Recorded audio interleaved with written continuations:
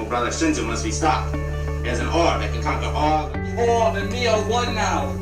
We would be the. That's Zack and I as teenagers, and our first movie together, Revenge of Shinobi. Kung Fu movies were a huge inspiration for me wanting to be a filmmaker. Once Kung Fu reached American audiences, it soon became a mainstay in our movie culture. And just think, it all started back in 1966.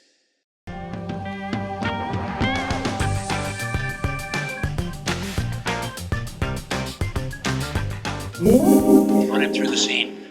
Okay, Bruce, as soon as you get your cue light, you come right through that door. And you work your way down this catwalk here. Real careful as you negotiate this corner. I want you to get down these steps just as fast as you can. Not too fast. I don't want you to take a tumble. We don't want to lose you on the first show. And when you get down to this landing, do you think you could take these 5 steps all at once? I'll try. Atta boy.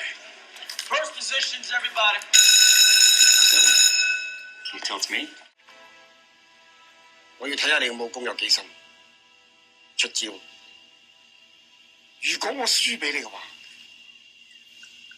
我今日跪喺度拜你為師。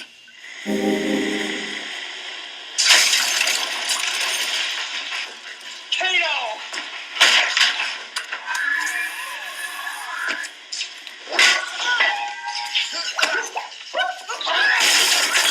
Good work, Kato! Good work, Kato! Hey!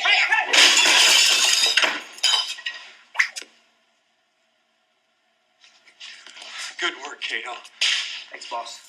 The unlikely star was Bruce Lee. That scene was the catalyst for the Kung Fu explosion onto American cinema. 2 years later, Bruce went to Hong Kong to star in Fists of Fury, his first lead role.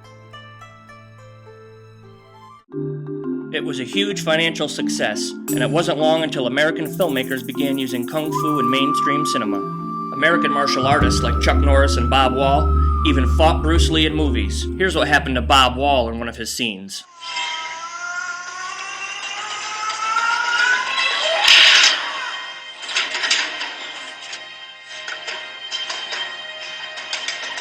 You lose, Carl Miller.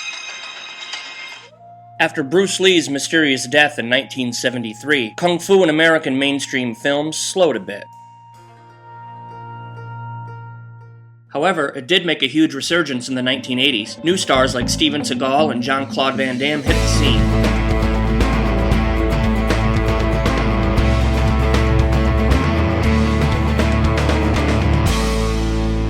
Kung Fu movies filled theaters once again. That meant money for Hollywood. A plethora of Kung Fu films and new stars continued.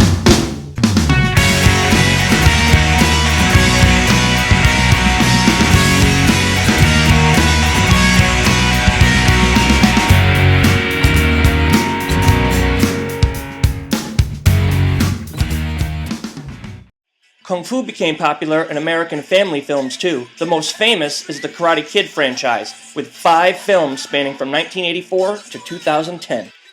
Kung Fu in America has become big business. The movie Crouching Tiger, Hidden Dragon made $128 million in the US and even won 4 Academy Awards.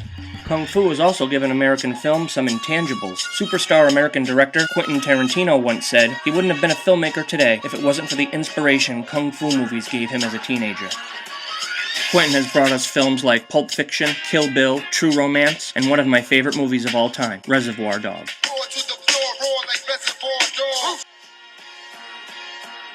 The history of motion pictures teaches us about silent films which became talkies, propaganda films, the French New Wave, and cinema verite, and New Hollywood. For the impact Kung Fu has had on American cinema, I think it's time to write a new chapter.